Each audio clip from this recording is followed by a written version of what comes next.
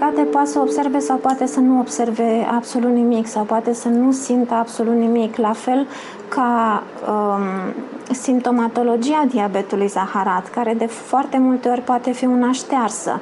Da? Pacientul poate să bea apă mai mult, poate să urineze mai mult, dar întotdeauna își găsește explicații la toate aceste simptome, gen că e cald afară sau că, nu știu, a băut prea multă apă.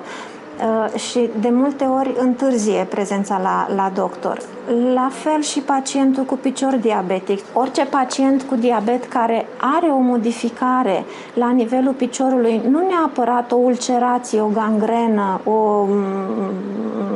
o plagă deschisă, ci inclusiv faptul că are neuropatie, duce într-o anumită clasă de risc și ne obligă să-l evaluăm din acest punct de vedere. În general, neuropatia este la pacientul cu diabet simetrică, spunem noi, are simptomatologie distală în șosetă și în mănușă. Faptul că îl întrebi pe un pacient, te doare ceva sau ai vreo problemă la picioare, nu înseamnă că nu are neuropatie.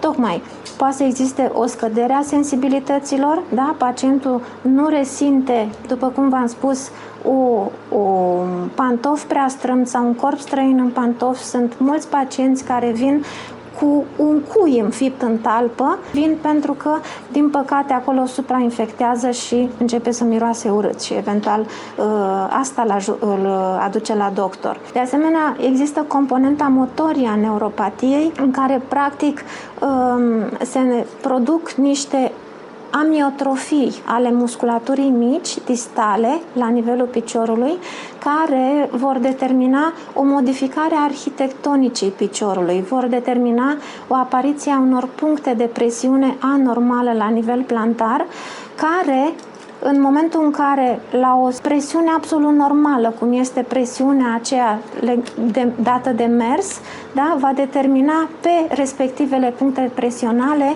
apariția unor calusuri, a unor bătături. Da?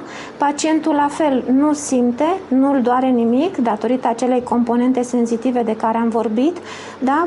Sub bătătură, în general, se formează un hematom care, din păcate, merge în profunzime. De asemenea, mai există componenta autonomă a neuropatiei, în care, practic, pacientul va prezenta o scădere a sudorației de la nivel distal, da?